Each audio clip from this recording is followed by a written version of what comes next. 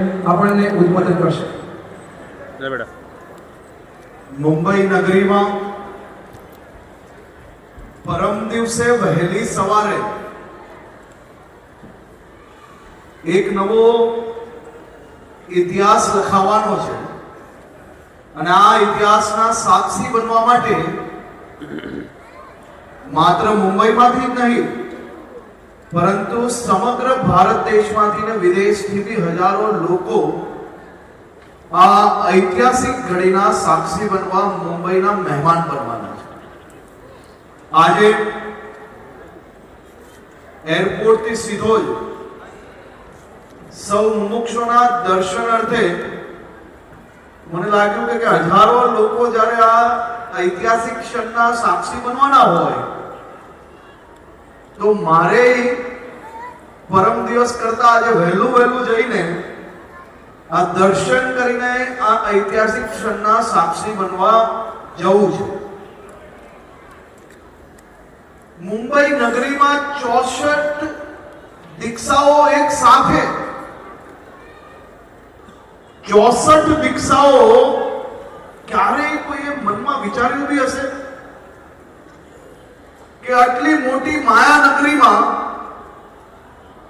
જે માયાનગરીમાં સવારે જાગો ને રાત્રે ઊંઘો ત્યાર સુધી ક્યારેક બોલીવુડની વાત હોય તો ક્યારેક હોલીવુડની વાત હોય તો ક્યારેક સોશિયલ મીડિયાના જમાનાની વાત હોય એવી માયાનગરીમાં એક બાજુ ભૌતિક સુખને છોડીને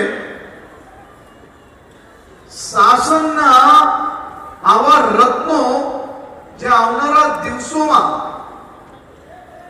શાસનનું ભવિષ્ય અને આવનારી પેઢીને પ્રેરણા આપી શકે તે દિશામાં આગળ વધી રહ્યા છે એવા 64 મુમુક્ષુના દર્શન કરવાનો એક સાથે અહીંયા બેઠેલા આપણે સૌ લોકોને સાક્ષી બનવા મળે છે ને એ બી આપણા માટે ખૂબ મોટી વાત છે.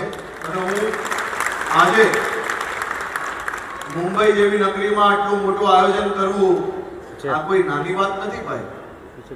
બધા જ આયોજકોને, ટ્રસ્ટીઓને, કાર્યકર્તાઓને હું બે હાથ જોડીને વંદન કરું છું, અભિનંદન આપું છું. મહિનાઓથી આ મહેનત ચાલુ કરી હશે ને ત્યારે તમે અહીંયા આવીને બેઠા છો. એમાં હવે તમને કદાચ કોઈકને સીટ ના મળી હોય, કોઈકને ઓછી જગ્યા મળી હોય, કોઈકને આગળની બદલે પાછળ મળી હોય તો એમાં બહુ માથું નહીં દુખાડતા પોતાનું, કારણ કે આપણે આજે તૈયાર થઈને આવીને બેઠીએ છીએ.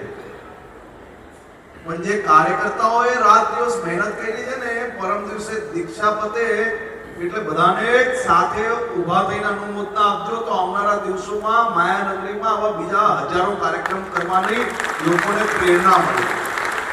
કારણ કે હું તો અનેક આયોજન કરું છું એટલે મને ખબર છે કે આયોજકોએ તો છેલ્લા દિવસે લોકોનું સાંભળવું જ પડે અને આ ઐતિહાસિક દીક્ષાની વાતો દુનિયાના કેટલાય દેશોમાં થાય છે એનો તમને અંદાજો નહીં હશે. અમેરિકા જેવા દેશમાં જ્યાં દુનિયાના બધા જ સુખો અવેલેબલ હોય એવા દેશમાંથી બે દીકરીઓ દીક્ષાનું વિચારે અને પરમ દિવસે દીક્ષા લઈ રહ્યા છે. આનાથી મોટો વિષય શું હોઈ શકે? રાયપુરના એક પરિવારના 4 લોકો એક સાથે દીક્ષા લે, આવું આ બધી વસ્તુઓ આજના જમાનામાં સાંભળવા હોય ને મળતી ના હોય ત્યારે આપણે પોતે લાઈવ આ દ્રશ્યો અને લાઈવ આ ઐતિહાસિક ક્ષણના સાક્ષી બનવાના છે. એ આપણા લોકો માટે ખૂબ મોટો વિષય છે. હવે આટલી મોટી ઐતિહાસિક દીક્ષામાં તમે સૌ લોકો સાક્ષી બન્યા, પરંતુ આ ઐતિહાસિક દીક્ષામાં તમે લોકો શું સંકલ્પ લેશો?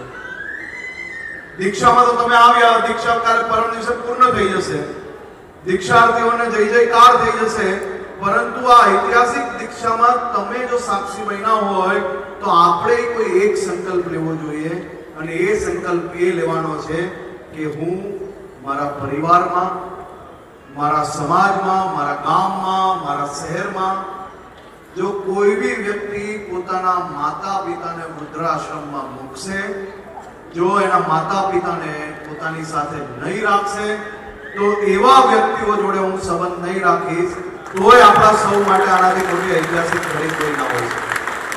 અને જો આટલો ઐતિહાસિક ઘડીના સાક્ષી બન્યા પછી બી આપણે આપણા જીવનની અંદર કોઈ એક વસ્તુને છોડશો નહીં, કોઈ એક વસ્તુનો સંકલ્પ નહીં લેશો તો આટલી મોટી દીક્ષાના સાક્ષી બનવાનો આપણા જીવનની અંદર જો પરિવર્તન ના લાવી શકે તો અહીંયા આપણે હાજર રહીને કોઈ મતલબ નથી. એટલે હું આપ સૌને વિનંતી કરું છું કે પરમ દિવસે જેટલા લોકો દીક્ષાના સાક્ષી બને, આ ઐતિહાસિક દીક્ષાના સાક્ષી બને, કે આ જીવનમાં એક વસ્તુ છોડી લેજો, કે આ જીવનમાં એક સારી વસ્તુને અપનાવી લેજો. એવી જ હું આપને વિનંતી કરવા આવ્યો છું. ફરી એકવાર આપ સૌ લોકોનો ખૂબ ખૂબ આભાર માનું છું.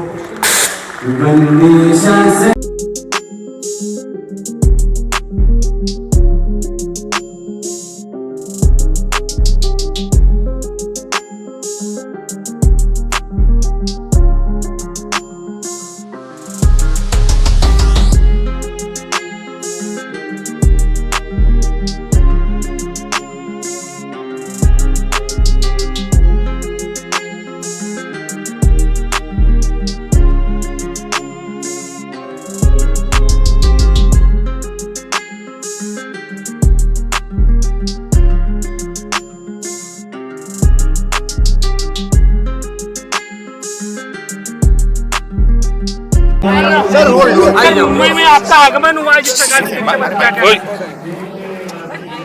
मुंबई के बोरीवली में परसों सुबह पूरा मुंबई एवं देश के हजारों जैनी एक ऐतिहासिक क्षण के साक्षी बनने वाले हैं। 64 से ज़्यादा युवक युवती संसार छोड़ के दीक्षा लेके अपने जीवन की एक नई शुरुआत करने के लिए आगे बढ़ने वाले हैं। 64 दीक्षा एक साथ, ये अपने आप में एक बहुत ही बड़ा कार्यक्रम है और ख़ास तौर पे जैन समाज के कम से कम 2 से 3 लाख लोग उसके साक्षी बनने जब मुंबई आ रहे हैं। आज मैं खुद भी ये 64 मुमुक्षों को उनका दर्शन करने, आशीर्वाद लेने यहाँ आया था। सभी को मिलने का अवसर मिला। मैं अपने आप को बहुत ही धन्यता अनुभवता हूँ। बहुत बहुत सर, जिस प्रकार से मोदी जी ने बोला है कि हम मोहब्बत की बात करते हैं, लोग मेरी कब्र खोदने की बात करते हैं, उस पर क्या कहना है सर? देखिए, मैं अभी धार्मिक कार्यक्रम में आया हूँ। चलिए चलिए चलिए।